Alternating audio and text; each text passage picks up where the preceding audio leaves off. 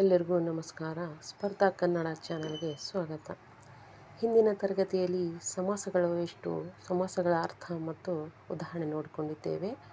ಇವತ್ತಿನ ತರಗತಿಯಲ್ಲಿ ತತ್ಪುರುಷ ಸಮಾಸ, ಈ ಸಮಾಸಗಳ ಬಗ್ಗೆ ಒಂದೊಂದು ಅರ್ಥ ಮತ್ತು ಅದರ ಜೊತೆಗೆ ವಿವರಣೆಗಳನ್ನು ತಿಳಿದುಕೊಳ್ಳೋಣ. ಮೊದಲನೇದಾಗಿ ಬರ್ತಕ್ಕಂಥ ತತ್ಪುರುಷ ಸಮಾಸದ ಬಗ್ಗೆ ಅಭ್ಯಾಸ ಮಾಡೋಣ. ಇಲ್ಲಿ ತತ್ಪುರುಷ ಸಮಾಸ ಎಂದರೇನು ನೋಡಿ. ಎರಡು ನಾಮಪದಗಳು ಸೇರಿ ಸಮಸ್ತ ಪದವಾದಾಗ ಉತ್ತರ ಪದದಲ್ಲಿರುವ ಅರ್ಥವೇ ಪ್ರಧಾನವಾದರೆ ಅದು ತತ್ಪುರುಷ ಸಮಾಸವಾಗುತ್ತದೆ. ಈ ಸಮಾಸವು ತೃತೀಯ, ಚತುರ್ಥಿ, ಪಂಚಮಿ, ನಂತರ ಷಷ್ಠಿ ಹಾಗೂ ಸಪ್ತಮಿ ವಿಭಕ್ತಿ ಪ್ರತ್ಯಯವನ್ನು ಲೋಪ ಮಾಡಿ ಕೊಡುತ್ತದೆ. ಅದೇಗೆಂದರೆ ಉದಾಹರಣೆ ನೋಡಿ. ಒಂದನೇದಾಗಿ ಕಣ್ಣಿನಿಂದ ಅಂದರೆ ತೃತೀಯ ಪ್ರತ್ಯಯ ಇದೆ ನೋಡಿ. ಕಣ್ಣಿನಿಂದ ಅಧಿಕ ಕುರುಡ ಏನಾಗುತ್ತೆ, ಕಣ್ಕುರುಡ. ಹೀಗೆ ತೃತೀಯ ವಿಭಕ್ತಿಯ ಪ್ರತ್ಯಯ ಬಂದಿದೆ. ನಂತರ ತೆರಿಗೆ ಚತುರ್ಥಿ ಬಂದಿದೆ ನೋಡಿ. ತೆರಿಗೆ ಪ್ಲಸ್ ಮರ, ತೇರು ಮರ. ಇದು ಸಹ ಚತುರ್ಥಿ ವಿಭಕ್ತಿಯ ಪ್ರತ್ಯಯಕ್ಕೆ ಉದಾಹರಣೆ. ಇಲ್ಲಿ ಸರ್ಪದಿಂದ ಅಂದರೆ ತೃತೀಯದಿಂದ, ಭೀತಿ ಏನಾಗುತ್ತೆ, ಸರ್ಪ ಭೀತಿ ಅಂದರೆ ಪಂಚಮಿ ವಿಭಕ್ತಿಯ ಪ್ರತ್ಯಯ. ಹುಲ್ಲಿನ ಪ್ಲಸ್ ಹಾಸಿಗೆ ಏನಾಗುತ್ತೆ, ಹುಲ್ಲಿನ ಹಾಸಿಗೆ ಅಂದರೆ ಷಷ್ಠಿಯ ವಿಭಕ್ತಿ ಪ್ರತ್ಯಯವನ್ನು ಒಳಗೊಂಡಿದೆ. ನಂತರ ಮೈಯಲ್ಲಿ ಅಂದರೆ ಸಪ್ತಮಿಯಲ್ಲಿ ಅಧಿಕ ನೋವು ಏನಾಗುತ್ತೆ, ಮೈ ನೋವು. ಇಲ್ಲಿ ಸಪ್ತಮಿ ವಿಭಕ್ತಿಯ ಪ್ರತ್ಯಯದಿಂದ ಕೂಡಿದೆ. ಇದು ತತ್ಪುರುಷ ಸಮಾಸದಲ್ಲಿಯೂ ವಿಭಕ್ತಿ ಪ್ರತ್ಯಯದಿಂದ ಕೂಡಿರುತ್ತದೆ. ತೃತೀಯ, ಚತುರ್ಥಿ, ಪಂಚಮಿ, ಷಷ್ಠಿ ಮತ್ತು ಸಪ್ತಮಿ ವಿಭಕ್ತಿ ಪ್ರತ್ಯಯಗಳ ಉದಾಹರಣೆ ಜೊತೆಗೆ ನಾವು ಈ ತತ್ಪುರುಷ ಸಮಾಸಕ್ಕೆ ಇನ್ನು ಉದಾಹರಣೆ ನೋಡಿ. ನರಕಾಸುರ, ಇದು ಬಿಡಿಸಿ ಬರೆದಾಗ ನರಕದ ಪ್ಲಸ್ ಅಸುರ ನರಕಾಸುರ. ಇಲ್ಲಿ ಅರಮನೆ, ಅರಸನ ಪ್ಲಸ್ ಮನೆ ಏನಾಗುತ್ತೆ, ಅರಮನೆ ಆಗುತ್ತೆ. ದೇವಪೂಜೆ, ದೇವರಿಗೆ ಪ್ಲಸ್ ಪೂಜೆ ದೇವಪೂಜೆ.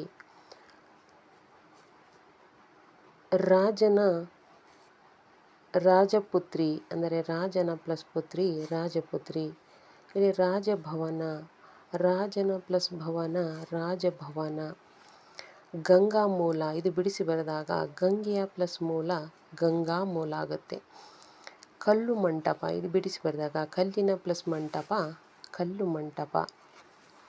ಇದು ತತ್ಪುರುಷ ಸಮಾಸ ಉದಾಹರಣೆ ನೋಡಿ. ರಣ ಪ್ಲಸ್ ಶೂರ, ರಣದಲ್ಲಿ ಪ್ಲಸ್ ಶೂರ ರಣಶೂರ. ಮನೆ ಬಿಡುಗಡೆ, ಮನೆಯಿಂದ ಪ್ಲಸ್ ಬಿಡುಗಡೆ ಮನೆ ಬಿಡುಗಡೆ. ವ್ಯಾಘ್ರ ಭಯ, ವ್ಯಾಘ್ರನಿಂದ ಭಯ ವ್ಯಾಘ್ರ ಭಯ. ಭೂತ ಬಲಿ, ಭೂತಕ್ಕೆ ಪ್ಲಸ್ ಬಲಿ ಭೂತ ಬಲಿ. ಬಾಯಿ ಮಾತು, ಬಾಯಿಯಿಂದ ಪ್ಲಸ್ ಮಾತು ಬಾಯಿ ಮಾತು. ನದ್ಯುದ್ದಕ, ನದಿಯ ಪ್ಲಸ್ ಉದಕ ನದ್ಯುದ್ದಕ. ರಾಜನ ಪ್ಲಸ್ ಸಭೆ ರಾಜಸಭೆ. ಸೆರೆವಾಸ, ಸೆರೆಯಲ್ಲಿ ಪ್ಲಸ್ ವಾಸ ಸೆರೆವಾಸ. ಕೈಗಳ ಅಂದರೆ ಕೈಯಿಂದ ತೃತೀಯ ವಿಭಕ್ತಿ ಪ್ರತ್ಯಯ ಬಂದಿದೆ. ಕೈಯಿಂದ ಪ್ಲಸ್ ಜಗಳ ಕೈ ಜಗಳ. ಚೋರ ಭಯ, ಚೋರನಿಂದ ಭಯ ಚೋರ ಭಯ. ಮಳೆಗಾಲ, ಮಳೆ ಪ್ಲಸ್ ಕಾಲ ಮಳೆಗಾಲ. ಕೈ ಬೆರಳು, ಬಿಡಿಸಿ ಬರೆದಾಗ ಕೈಯ ಪ್ಲಸ್ ಬೆರಳು ಕೈ ಬೆರಳು. ಹೊಟ್ಟೆಯಲ್ಲಿ ಅಂದರೆ ಹೊಟ್ಟೆ ಕಿಚ್ಚು, ಹೊಟ್ಟೆಯಲ್ಲಿ ಪ್ಲಸ್ ಕಿಚ್ಚು ಹೊಟ್ಟೆ ಕಿಚ್ಚು. ಹೀಗೆ ನಾವು ತತ್ಪುರುಷ ಸಮಾಸಕ್ಕೆ ಉದಾಹರಣೆ ನೋಡಿಕೊಂಡಿದ್ದೇವೆ. ಇದು ತಮಗೆ ಇಷ್ಟವಾದರೆ ಲೈಕ್ ಮಾಡಿ, ಶೇರ್ ಮಾಡಿ ಮತ್ತು ಸಬ್ಸ್ಕ್ರೈಬ್ ಮಾಡಿಕೊಳ್ಳಿ. ನೀವು ನಮ್ಮ ಚಾನಲ್ಗೆ ಹೊಸಬರಾಗಿದ್ದರೆ ಸಬ್ಸ್ಕ್ರೈಬ್ ಮಾಡಿಕೊಳ್ಳಿ. ಈ ಒಂದು ವಿಡಿಯೋ ವೀಕ್ಷಣೆ ಮಾಡಿದ್ದಕ್ಕಾಗಿ ತಮ್ಮೆಲ್ಲರಿಗೂ ಧನ್ಯವಾದಗಳು. ಕರ್ಮಧಾರೆಯ ಸಮಾಸ ಬಗ್ಗೆ ನೋಡ್ಕೊಳ್ಳೋಣ.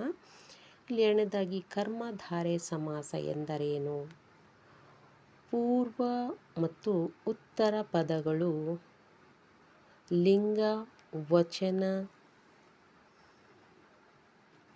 ವಿಭಕ್ತಿಗಳಿಂದ ಸಮಾನವಾಗಿದ್ದು ವಿಶೇಷಣ, ವಿಶೇಷ ಸಂಬಂಧದಿಂದ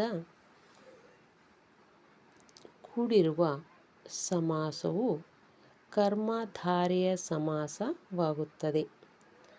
ಉದಾಹರಣೆ ನೋಡಿ.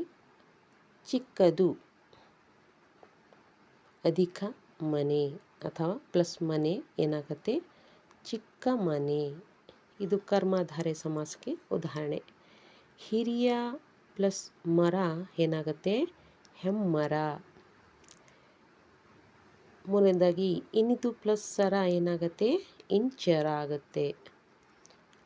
ಹಳೆಯದು ಪ್ಲಸ್ ಕನ್ನಡ ಹಳೆಗನ್ನಡ. ಹೀಗೆ ಇನ್ನು ಉದಾಹರಣೆ ನೋಡಿ. ಇಂಚರ ಅಂದರೆ ಇಂಪಾದ ಸರ ಏನಾಗುತ್ತೆ? ಇಂಚರ ಆಗುತ್ತೆ. ಇಲ್ಲಿ ಹಳೆಗನ್ನಡ ಇದೆ ನೋಡಿ. ಹಳೆದಾದ ಪ್ಲಸ್ ಕನ್ನಡ ಏನಾಗುತ್ತೆ? ಹಳೆಗನ್ನಡ. ಕೆಂಗಣ್ಣು ಇದು ಬಿಡಿಸಿ ಬರೆದಾಗ ಕೆಂಪಾದ ಪ್ಲಸ್ ಕಣ್ಣು ಏನಾಗುತ್ತೆ? ಕೆಂಗಣ್ಣಾಗುತ್ತೆ. ನಂತರ ಪೀತವಾದ ಪ್ಲಸ್ ಅಂಬರ ಏನಾಗುತ್ತೆ? ಪೀತಾಂಬರ. ಕರಿದಾದ ಪ್ಲಸ್ ಮೋಡ ಏನಾಗುತ್ತೆ? ಕಾರ್ಮೋಡ ಆಗುತ್ತದೆ. ಇದು ಕರ್ಮಧಾರೆ ಸಮಾಸಕ್ಕೆ ಉದಾಹರಣೆಗಳು ನೋಡಿ. ಇಲ್ಲಿ ಚಿಕ್ಕವಳು ಪ್ಲಸ್ ಹುಡುಗಿ ಏನಾಗುತ್ತೆ? ಚಿಕ್ಕ ಹುಡುಗಿ ಆಗುತ್ತೆ. ಬಿಳಿದಾದ ಪ್ಲಸ್ ಕೊಡೆ ಬೆಳ್ಗೊಡೆಯಾಗುತ್ತೆ. ಕೆಂಪಾದ ಪ್ಲಸ್ ತಾವರೆ ಏನಾಗುತ್ತೆ? ಕೆಂದಾವರೆ. ಕೆಂಪಾದ ಪ್ಲಸ್ ತುಟಿ ಕೆಂದುಟಿ ಆಗುತ್ತೆ. ಮೇಲಿತ್ತು ಆದ ಪ್ಲಸ್ ನುಡಿ ಏನಾಗುತ್ತೆ? ಮೇಲ್ನುಡಿಯಾಗುತ್ತೆ. ಇಲ್ಲಿ ನೀಲವಾದ ಪ್ಲಸ್ ಅಂಬರ ಏನಾಗುತ್ತೆ? ನೀಲಾಂಬರ ಆಗುತ್ತೆ. ಕರಿದಾದ ಪ್ಲಸ್ ಎಳ್ಳು ಕರಿ ಎಳ್ಳು. ಚೆಲುವಾದ ಪ್ಲಸ್ ಬೆಳಕು ಚೆಂಬೆಳಕು. ಕೊಂಕಾದ ಪ್ಲಸ್ ಕೋಲು ಕುಡುಗೋಲು. ಕರಿದಾದ ಪ್ಲಸ್ ನಾಯಿ ಕರಿನಾಯಿ. ಹೊಸದಾದ ಪ್ಲಸ್ ಮನೆ ಹೊಸ ಮನೆ. ಕೆಂಪಾದ ಪ್ಲಸ್ ನಾಲಿಗೆ ಕೆನ್ನಾಲಿಗೆ. ಕಿರು ಪ್ಲಸ್ ಗೆಜ್ಜೆ ಕಿರಿದಾದ ಗೆಜ್ಜೆ ಏನಾಗುತ್ತೆ? ಕಿರುಗೆಜ್ಜೆ. ಇಲ್ಲಿ ಕರಿಯದಾದ ಕೂದಲು ಕರಿಗೂದಲು. ಬೆಂಡಾದ ಪ್ಲಸ್ ಓಲೆ ಏನಾಗುತ್ತೆ? ಬೆಂಡೋಲೆ. ಹೀಗೆ ಹಲವಾರು ಉದಾಹರಣೆ ನಾವು ಕರ್ಮಧಾರೆ ಸಮಾಸದಲ್ಲಿ ನೋಡಿದ್ದೇವೆ. ಇದು ತಮಗೆ ಇಷ್ಟವಾದರೆ ಒಂದು ಲೈಕ್ ಕೊಡಿ, ಶೇರ್ ಮಾಡಿ, ಸಬ್ಸ್ಕ್ರೈಬ್ ಮಾಡಿ. ನಮ್ಮ ಚಾನಲ್ಗೆ ನೀವು ಹೊಸಬರಾಗಿದ್ದರೆ ಸಬ್ಸ್ಕ್ರೈಬ್ ಮಾಡಿಕೊಳ್ಳಿ. ಇದು ವೀಕ್ಷಣೆ ಮಾಡಿದ್ದಕ್ಕಾಗಿ ತಮ್ಮೆಲ್ಲರಿಗೂ ಧನ್ಯವಾದಗಳು.